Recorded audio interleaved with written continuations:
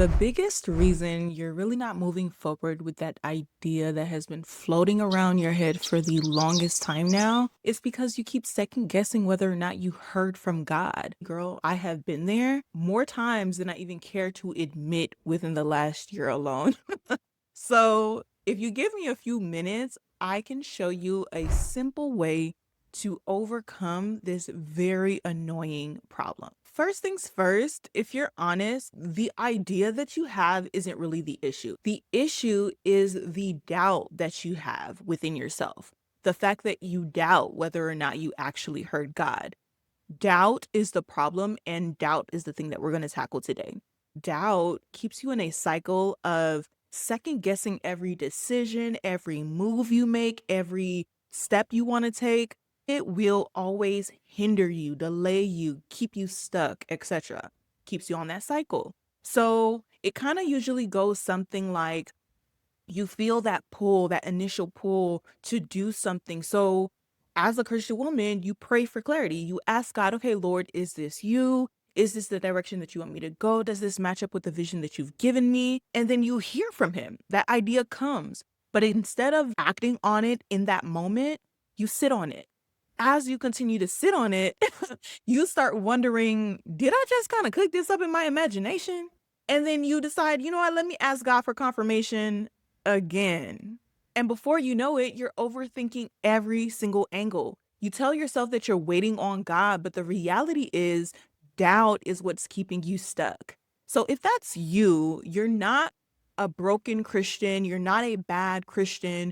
You just need a way to sort through the noise that inevitably comes to anybody so that you can move forward with clarity. You can hear from, in fact, Jesus says that my sheep know my voice. That means his voice isn't reserved for supposed special people. It is for all of his children, including you, sis. So instead of getting caught up in that never ending cycle of doubt, of second guessing yourself, I'm going to walk you through a simple guide to help you test these ideas so that you can move forward confidently. I want you to think of this as holding an idea up to the light.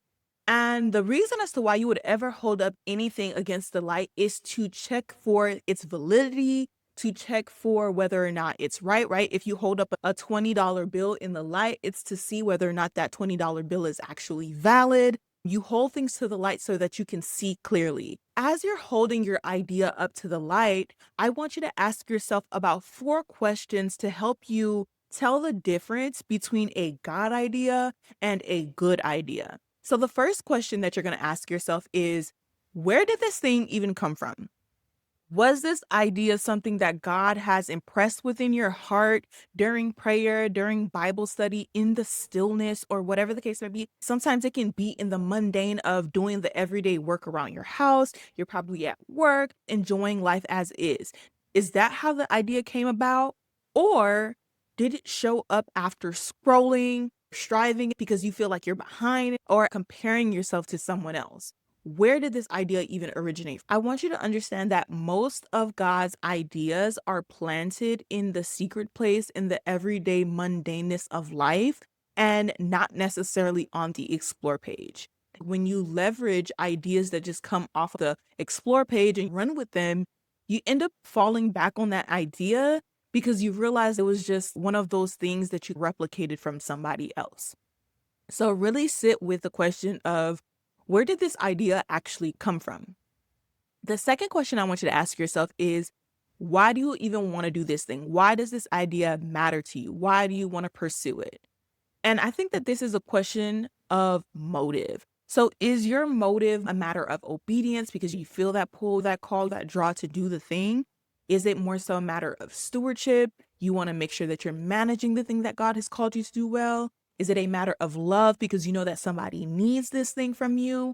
Or is it rooted in fear, in this pressure that you've put on yourself because it looks like everybody's doing something else? Or is it the need to prove yourself, right?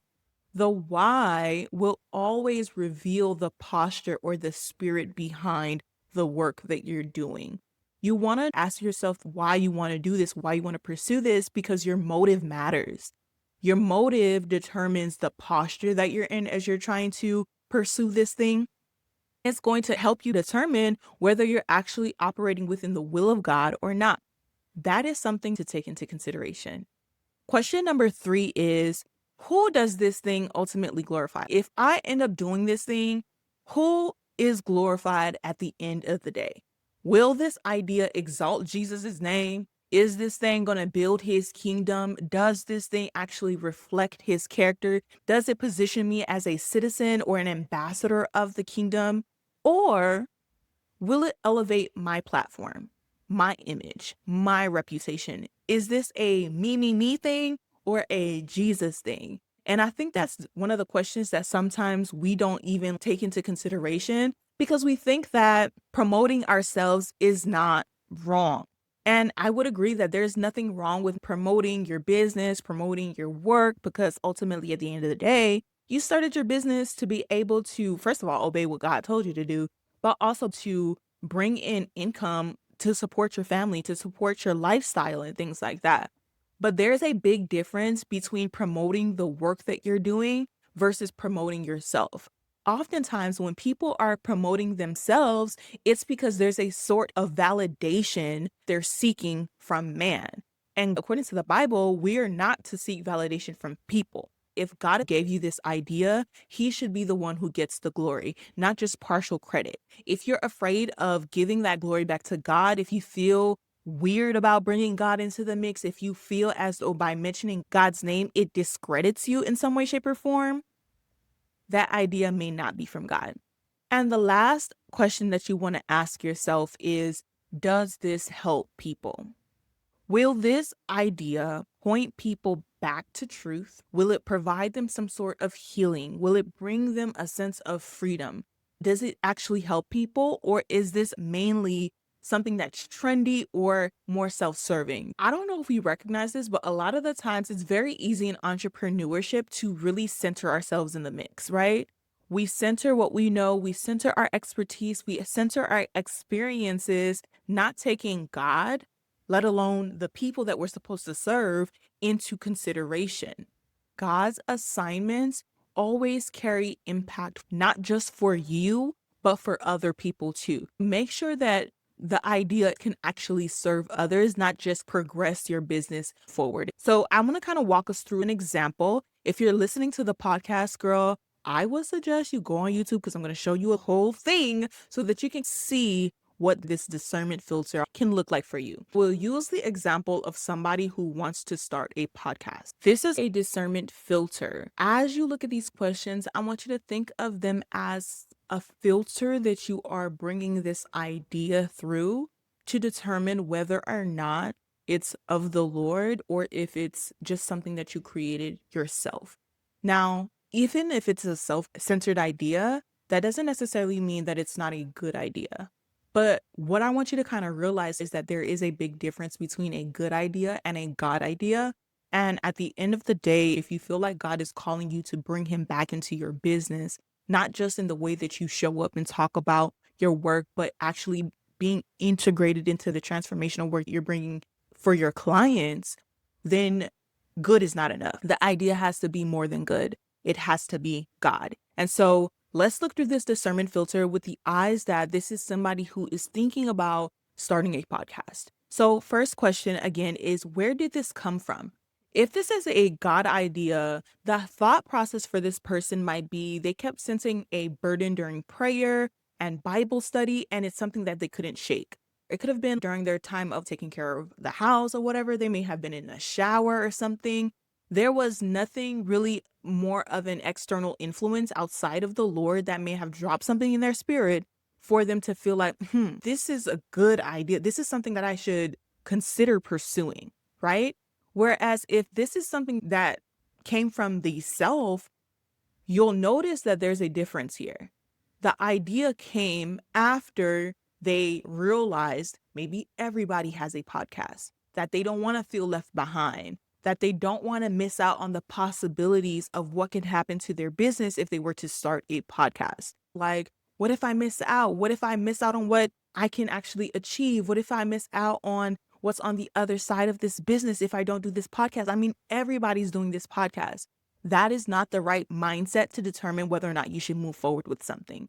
If that is the first thought you have about whether or not this is an idea from the Lord or not, if it's about other people and what they got going on, this already, you might as well disqualify it. It might be a good idea, but it's not God's idea for you. So I would just go ahead and sit that on the back burner. Now, the next question is, why do you want to do it in the first place? If it's a more of a God-given idea, you might realize that it's a matter of stewarding that message. You want to have a place to steward the message that the Lord has placed on your heart so that you can serve people more effectively. You want to be able to build a body of work that people can listen to and watch if it's a video podcast, and that can actually encourage transformation in the way that they think, the way that they see things. However, if it's more self-driven, you'll probably think, you know what, this is going to grow my audience and make me look more legit. Now, I will say, I get it, but that is not reason enough to move forward with an idea. If in your mind, you're not actually thinking about the person that you're trying to serve, it may not be a good move, because every action from that point forward is going to be about you, not the person that you're trying to serve. So you want to be really careful, because sometimes you might think, what's the big deal with that? Like, you should want to grow your audience. You should want to be more credible and legit. But it's not just that. That should not be the baseline. That should not just be the posture of how you're moving. In online business, the goal is to serve people. And when you think about ministry and what ministry actually means, it means to serve. It means to be a servant to others. If your mind is about just growing your audience, growing your business, looking more legit, you're not in the mind frame of the person. You don't care about that person. You care more about yourself. And that should tell you, automatic red flag, that maybe this is just a good idea and not a God idea. The third question is, who does this ultimately glorify? For this podcast idea, if it's from the Lord, you'll realize that in your heart, your goal is to point people back to Him. This whole thing is about bringing the girls together who feel called to bring God back into their businesses. They want to bring God back into their business because they ultimately understand that if I do bring God back into the business, the people who I'm meant to serve, the people who I can truly support, will be attracted to that message. They'll be seeing the value of the work, and they'll be more willing to pay for the value of that work. And so if that person's thought is to start that podcast, their goal is to point people back to the Lord, not to themselves. They're not just here to share their opinions and think pieces. It is more so about, how can I ultimately point people back to Jesus? Whereas if it's more self-driven, the goal is like, oh, this is going to be great for my credibility. It's going to really establish me as an expert in this industry. And granted, like I said before, that's not necessarily wrong, but that should not be the baseline for how you move forward. If you're bringing Him into the mix, He is the reason. He is the goal. He should be the reason as to why you do anything, right? And so it's not just about your credibility, but about bringing glory back to Him. Now, the fourth question is, does this actually help people? Now, if it's a God-given idea for this podcast, you'll kind of think through the thought that, you know what, I know that if I start this podcast, it'll equip women in truth. It'll help them to renew their minds around the Word of God, because I'm going to be incorporating that into the mix. They'll grow spiritually, but they'll also have a little bit more like standard. They'll be able to stand on something that's more valuable for them, on a foundation that's not shaken. But if it's more about the self, it's mostly about you creating a space to process your thoughts out loud. I want you to see how the self doesn't seem so bad. It doesn't seem all that wrong. I mean, what's the issue with this, Rose? The point that you want to see here is that there's a big difference between something being good and something being God. Good is not enough. Just good, just okay is not enough. If you're bringing God, or if you feel called to integrate ministry and business together, God is the goal. God is the standard.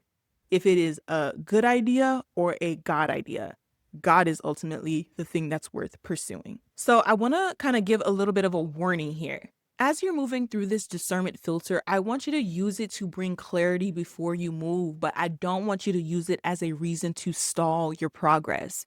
When you know that this idea is from Him, move forward in faith, not fear, not perfectionism, and definitely not delay. Move forward in faith because when God calls you, your yes matters for the next person.